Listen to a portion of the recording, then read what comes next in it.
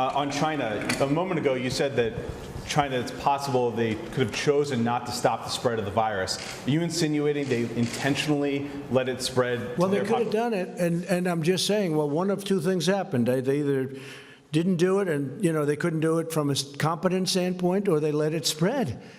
And I would say probably it got out of control. But there's another case that how come they stopped all the planes and all of the traffic from going into China, but they didn't stop the planes and the traffic from coming into the United States and from coming into all over Europe. I mean, look at Italy. Look what happened to Italy.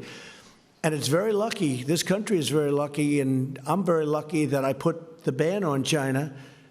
As you know, very early on in January, we put the ban on in China, and that was a very early date. That wasn't a late date. That was an early date. Then we later put the ban on in Europe. And if we didn't do that, as Alex knows, we would have had a problem like you wouldn't have believed. We would have had a problem much bigger. But then you take a look at what happened to Italy. A lot of those people went to Italy instead. And it's been a very, very tough place, Italy. And then on holding them accountable, is that something you prefer to do now in the next few weeks? No, I don't want to do that. I want to find out what happened. I think we'll be able to get a very good, very powerful definition of exactly what happened. We're working on it strongly now, and I think it's going to be very powerful. But they could have stopped it. They are a very brilliant nation, scientifically and otherwise.